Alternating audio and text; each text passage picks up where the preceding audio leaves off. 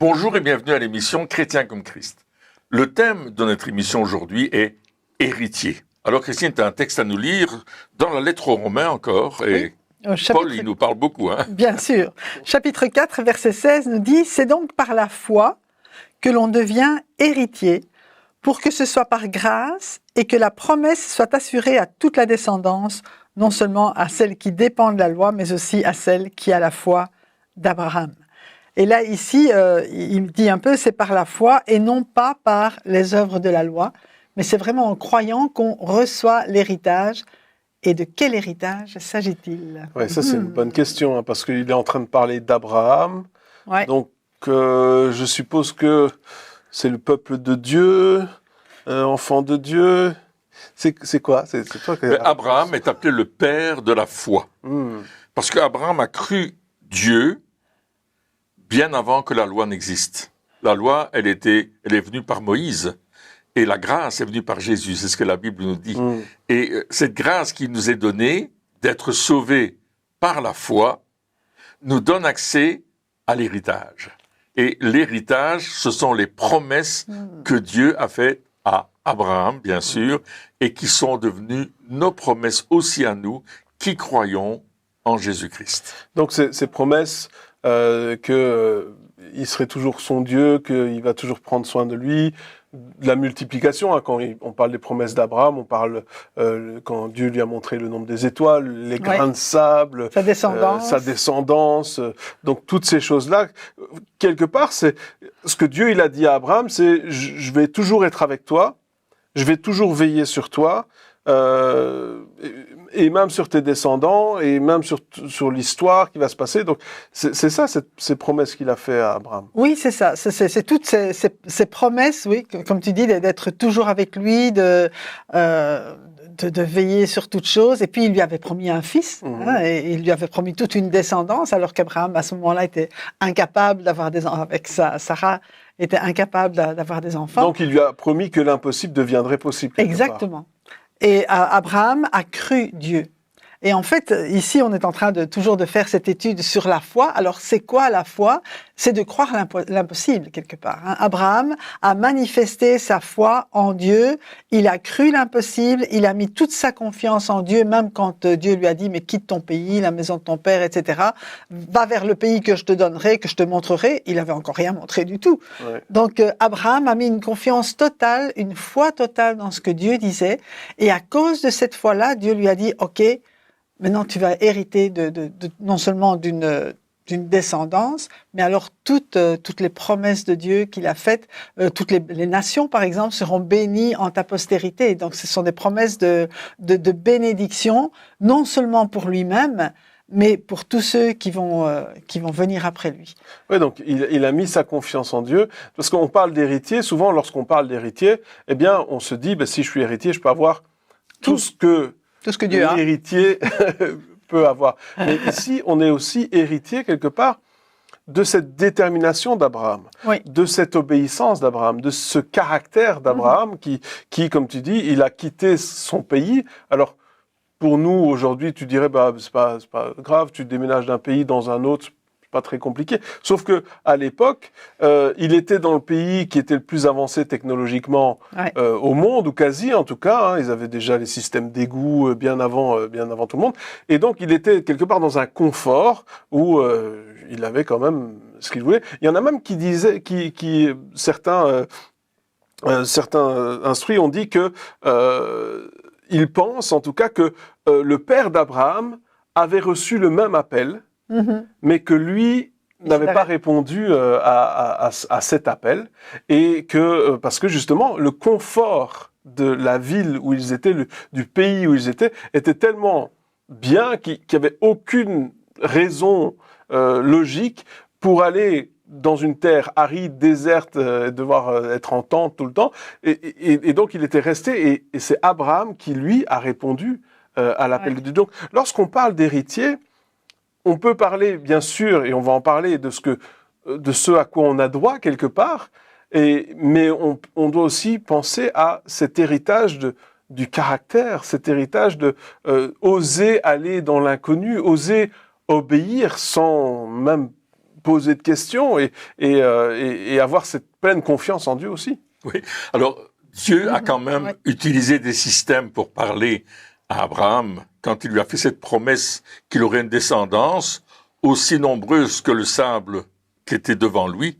Donc, quand il se levait ce matin, il voyait le sable et il disait « Ah, Dieu m'a promis ma descendance aussi nombreuse que les grains de sable qui sont là. » Je ne sais pas s'il a commencé à les compter. C'était sa descendance terrestre. Ouais. Mais la nuit, il regardait les étoiles et il voyait toutes ces étoiles et Dieu a dit « Mais ça va multiplier. Compte les étoiles, tu vas voir, ta descendance sera aussi nombreuse que ça. » Et là, il n'était plus en train de parler de la descendance terrestre, mais la descendance céleste, c'est-à-dire nous qui venons aujourd'hui, par la foi, nous sommes la descendance d'Abraham à travers Jésus. Et Jésus est mort.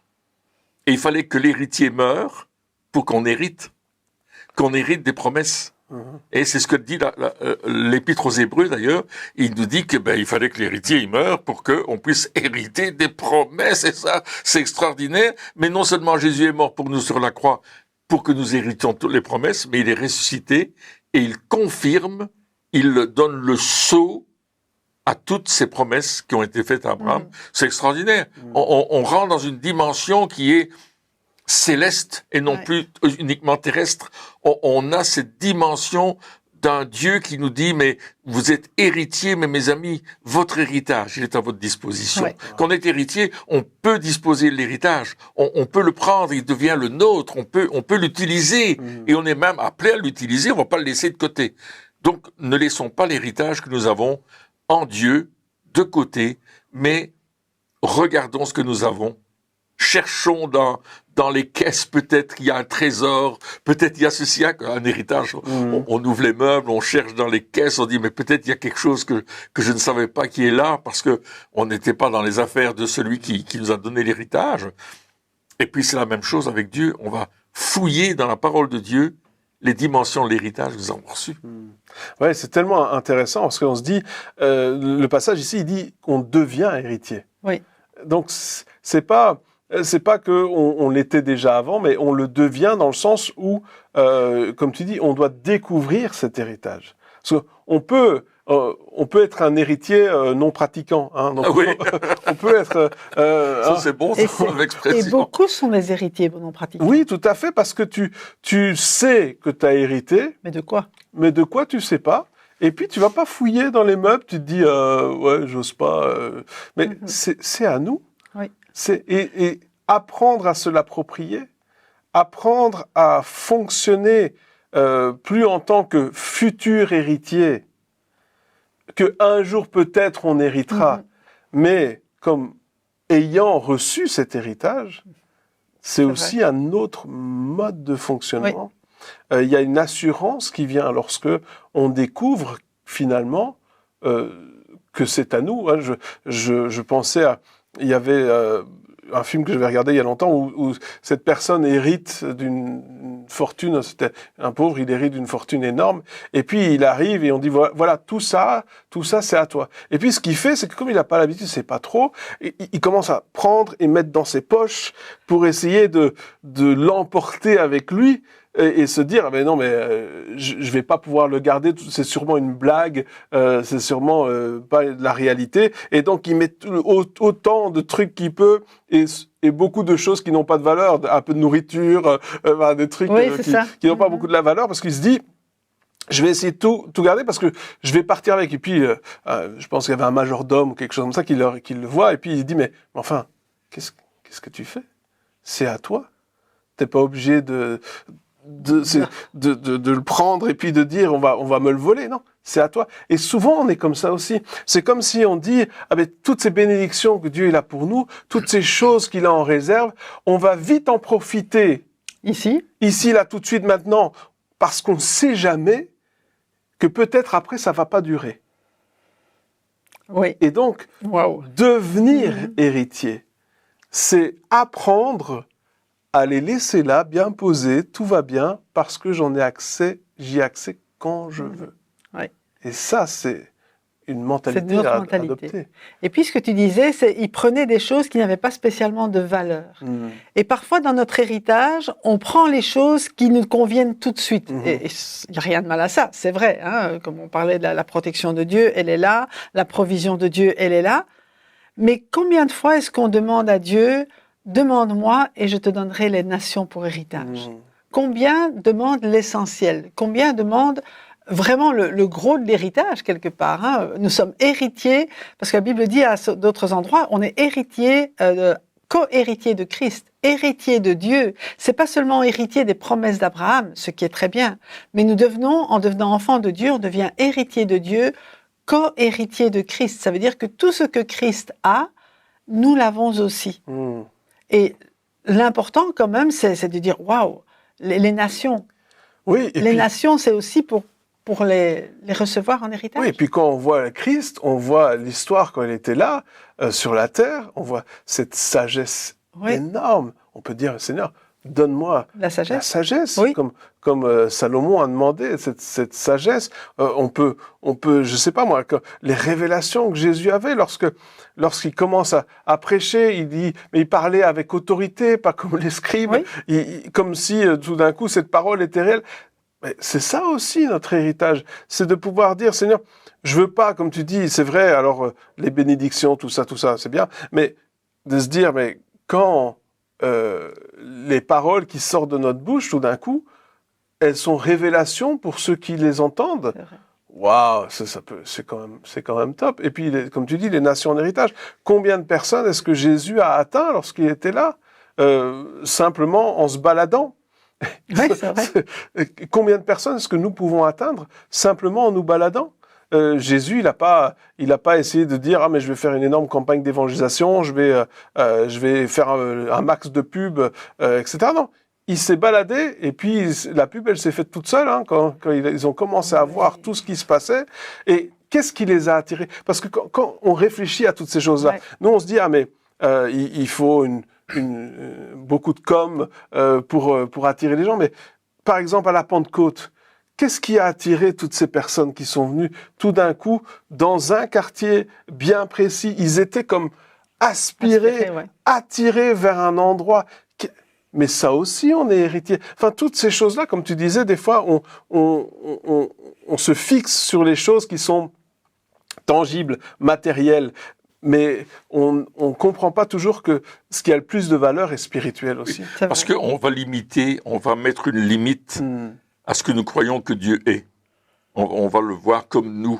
Et Dieu nous dit, non, il y a un héritage, et puis moi je vais aller fouiller dans le testament. Il faut fouiller dans le testament, il faut voir, et qu'est-ce qui me revient?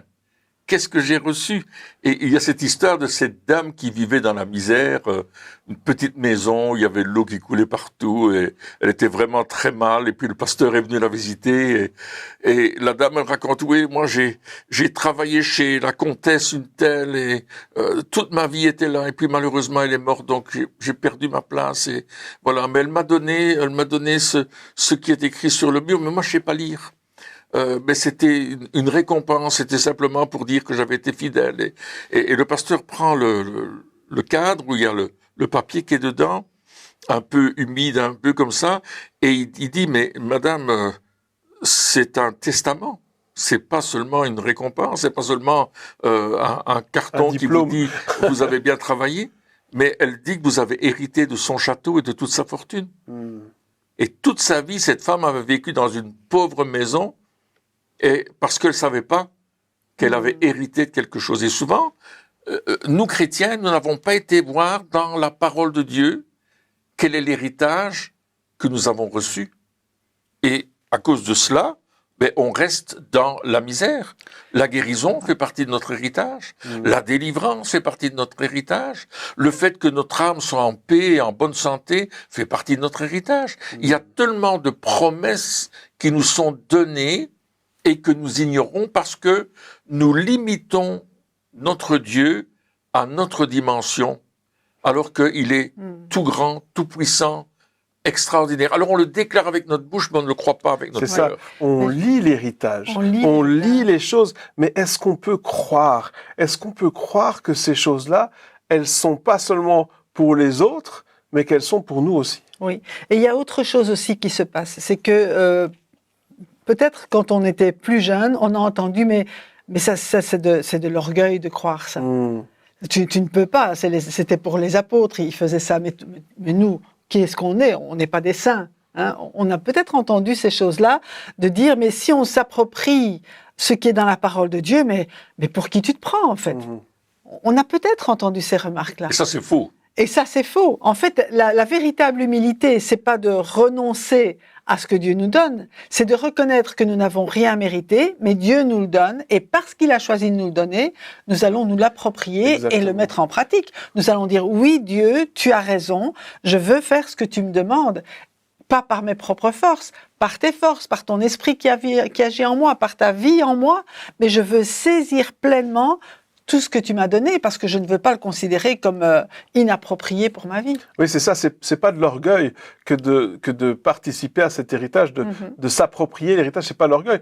L'orgueil, ce serait de dire que on a eu cet héritage grâce à nos mérites. Oui, tout à fait. Mais c'est pas le cas. C'est pas le cas. C'est pas grâce à nos mérites, et on le sait bien, mais il est là quand même. Et Jésus, il est mort sur la croix aussi pour qu'on puisse avoir participer à cet héritage, pouvoir accéder à cet héritage. Alors, si on ne le fait pas, c'est comme si on disait à Jésus, écoute, c'est bien que tu sois mort sur la croix, mais bon, je vais prendre une partie, je vais dire que je suis sauvé, hein, bon, ça c'est bien, mais le reste, je vais le laisser de côté parce que c'est pas si important. Mais c'est important, c'est très important, parce que le seul moyen pour nous d'accomplir ce que Dieu a prévu pour nos vies, c'est de découvrir qui nous sommes. Oui. Tu disais cette dame qui était dans une vieille maison et peut-être qui avait sûrement pas de voiture, rien du tout, qui était à pied. Et c'est comme si Dieu l'appelait et disait, écoute, mon appel pour ta vie, c'est que tu vas aller à 2000 kilomètres d'ici. Mais comment elle peut faire? Si elle prend pas son héritage, elle peut pas prendre la voiture qui est à elle, elle ne peut pas payer l'essence pour pouvoir aller, ou le combustible, elle peut rien faire, elle peut pas entrer dans cet héritage, elle peut pas entrer dans cet appel, parce qu'elle n'a pas pris possession de cet héritage. Et pour nos vies, c'est la même chose. Oui. Dieu a un appel pour chacun de nous. Il a des choses, des projets de paix, il a des œuvres qu'il a préparées d'avance pour nous. Mais si on rentre pas dans cet héritage, eh bien, on peut pas le faire. Parce qu'on n'a pas les moyens de le faire. Parce que par nos propres forces, on va pas y arriver. Par nos propres forces, ce qui va se passer, c'est qu'on va essayer, on va pas y arriver, ça va être trop difficile, ce sera au-dessus de nos forces, on va être découragé, on va arrêter, on va décourager les autres, etc., etc. On va devenir amer, bla, bla, bla, et encore et encore. Et ça va créer des répercussions terribles. Pourquoi? Parce que on n'a pas cru, comme tu dis, on s'est dit, ah mais non, ça c'est de l'orgueil. Ça, croire que j'ai un héritage, alors là, non. Hein. Moi, je suis rien. Je ne suis rien. Alors, je déteste quand on dit je suis rien. C'est faux. Si on n'était rien, Jésus, il serait pas mort pour rien. Jésus est mort pour nous, il n'est pas mort pour rien. Et donc, on n'est pas rien. On est quelque chose, on est précieux. Et donc, on a cet héritage qui est là. Nous sommes des héritiers. Nous sommes des héritiers qui pouvons accéder dès maintenant à leur héritage. Il faut qu'on arrête de se priver des bonnes choses, quand même. Et c'est intéressant que tu dis, nous sommes des héritiers. Quelle position Dieu nous donne, une position extraordinaire. Nous ne sommes pas des rejetés, non, nous sommes héritiers. Ouais. Il avait prévu cet héritage. Cet héritage était là, il l'avait noté dans la parole que nous allons être héritiers avec Dieu. Hein. La parole dit que nous sommes héritiers avec Dieu, co-héritiers avec Christ.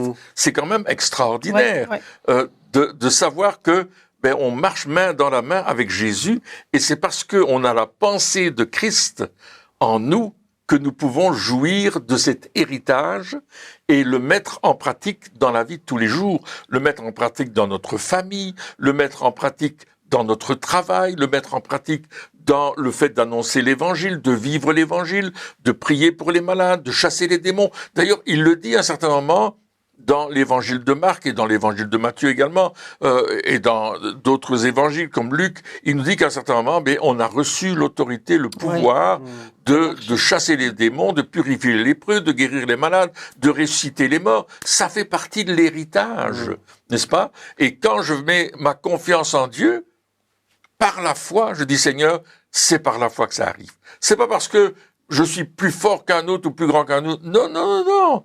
Je suis héritier. Et parce que je suis héritier, cet héritage, il coule à travers moi. Et boum, il touche les personnes. Il ressuscite les morts. Il transforme une vie. La parole que j'annonce est la autorité. Elle donne la vie à ce qui est mort.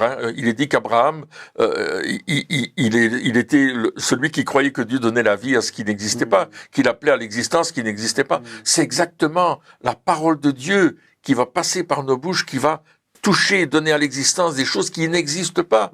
Et ça, c'est l'héritage. Et encore une fois, on devient héritier. Oui. On le devient. Oui.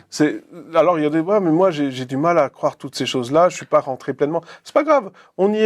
Personne n'y est pleinement encore. On n'a pas encore tous réalisé. On n'a pas réalisé complètement. Ça veut dire quoi être héritier? Mais on le devient. C'est-à-dire que on marche, pas à pas, on grandit dans cette connaissance du fait qu'on est héritier, dans le fait de réaliser qui nous sommes. Oui. Et encore une fois, il est dit ici que c'est par la grâce. Ça n'a rien à voir avec nos œuvres. D'ailleurs, il y a un autre passage qui parle de ça, je pense, dans Romains chapitre 5. Oui, verset 2. C'est aussi par l'intermédiaire de Jésus que nous avons accès par la foi à cette grâce dans laquelle nous tenons ferme et nous plaçons notre fierté dans l'espérance de prendre part à la gloire de Dieu. Et en fait, il y a aussi la grâce, tout est par grâce, mais ce qui est par grâce, nous le recevons par la foi. De nouveau, on se l'approprie par la foi. Et ici, il dit, mais l'espérance de prendre part à la gloire de Dieu, ça aussi, ça fait partie de notre héritage. Parce que Jésus nous a tout acquis à la croix. Et il a décidé de partager son héritage avec nous. Et tout ce qu'il a, il a dit qu'il nous le donnait, y compris la gloire. Je veux que la gloire que tu m'as donnée soit en eux. C'est ce qu'il dit dans l'évangile de Jean. Donc, il y a rien que Jésus a et qui ne soit pas à nous. Mais par la grâce. Mais par la grâce. Et c'est intéressant parce qu'il dit, on tient ferme dans la grâce. Oui. Parce que on pourrait commencer dans la grâce, on pourrait commencer à en dire, Seigneur, je te remercie parce que franchement, j'ai rien mérité et puis et tu me le donnes quand même. Et on pourrait continuer dans les œuvres. C'est vrai. On peut commencer par la grâce et continuer dans les œuvres en disant, OK, jusqu'à maintenant j'ai reçu, mais à partir de maintenant je vais travailler pour arriver. Pour mériter. Pour mériter, oui, c'est ça. Exactement. Mais là, il dit, c'est intéressant parce qu'il dit, on tient ferme dans la grâce. Dans la grâce, dans cette attitude de la grâce. Et c'est comme ça qu'on peut avoir part à cette gloire. Parce que si on a part à la gloire sans être dans la grâce, en croyant qu'on la mérite, alors à ce moment-là, nous prenons la gloire de Dieu pour nous, alors qu'elle revient uniquement à Dieu. Et là, à ce moment-là, Dieu résiste et Dieu, il n'aime pas cet orgueil qui est là de prendre la gloire. Donc, si on reste pas dans la grâce, on tombe dans les œuvres, dans le mérite et dans l'orgueil, parce que du coup, on pense que ce qu'on a, on l'a mérité, et donc, c'est de l'orgueil. Et donc, c'est tellement important de dire, je vais rester dans cette grâce, de dire, OK, j'ai pas mérité, Seigneur, merci. Merci pour ta grâce. Qu'est-ce qui va nous aider à rester dans la grâce, à rester ferme dans la grâce? C'est notre foi. Notre foi en Dieu. Je crois Dieu et je crois, bien sûr, ce qu'il dit dans sa parole.